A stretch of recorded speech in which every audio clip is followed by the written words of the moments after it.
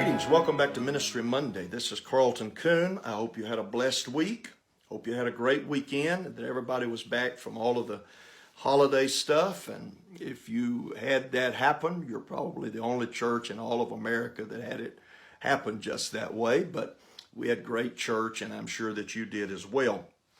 We continue this conversation about fear and helping the flock of God to become comfortable. And we've talked about those who fear their leadership. We've talked about those who are currently fearful because of past circumstances. And there are any number of other fears. There are personal fears that you need to be sensitive to and aware of. If you are leading in an area where that there's a weak economy and jobs are uncertain, and it may well be that a big plant is having a layoff, you need to be aware of people's concern and their fear regarding their job, because that's very real. You say, well, that shouldn't affect them spiritually. Well, that may be the ideal, but that's not reality. And if it were you, it wouldn't be your reality either. Hopefully we would override our uncertainty with great faith, but at the same time, there is that sense of concern that anyhow, if you pastor a church that is filled with quite an immigrant population, it may well be that they have a fear in changes in immigration law, or they fear a raid from the folks that work the border. And interestingly enough, I pastored a young man several years ago whose father had died in his mid-40s. He'd had a heart attack. As this young man reached that same age, he was gravely concerned that he was also going to die at the same age. So the starting place to knowing how to help people in their fear is knowing what they fear. It's interesting, and this will never be spoken, but as a church grows, there are sociological fears because the group changes. It expands. It may well explode. Our church has started having some of that experience. There's no way to know everybody who is there any longer. You just don't have that relationship. It's the fear of displacement, of losing my comfort zone. Where do I fit with all of this?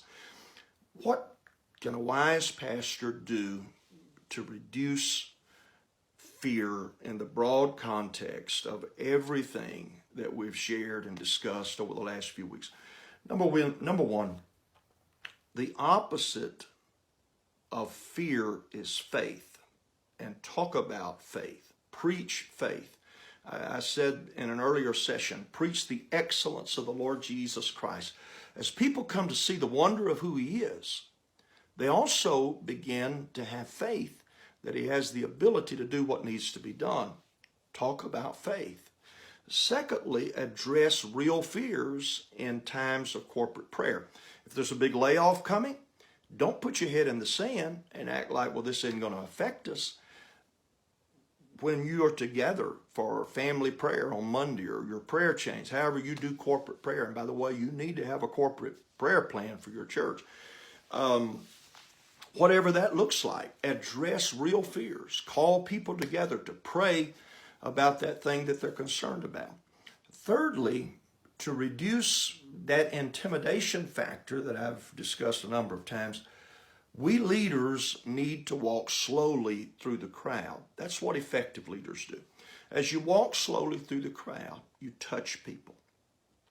You reach over and you pat that man on the shoulder, and you lean over and you ask the lady who just started a new job, well, how's work gone this week?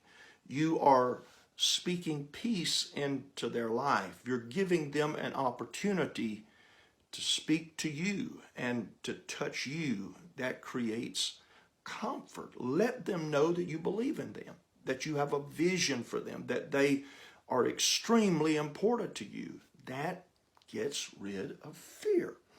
The fourth thing, and this sounds so simple that it's almost ludicrous, but I don't know, it may just be my wackiness, but get down on children's level and have a conversation with kids. I mean, be silly with them if you have to. If that's beneath your dignity, then you're just too dignified. Jesus attracted children to himself. Children are only attracted to somebody with whom they feel comfortable.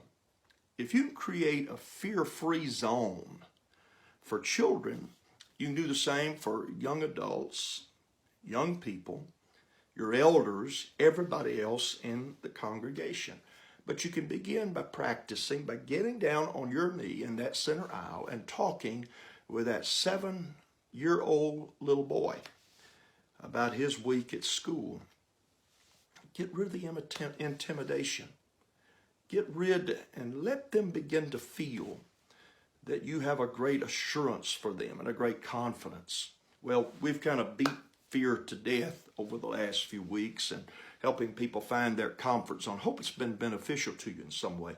I would remind you that there are great deals right now at ChristianChurchGrowth.com and at CarltonCoonsSenior.com. Visit one or the other. And if you've not been getting my blog post, you might want to go to one or the other of the websites, and sign up where that you can get some of the written stuff that I'm back developing as well. God bless. Have a great week. I look forward to visiting with you again next Monday.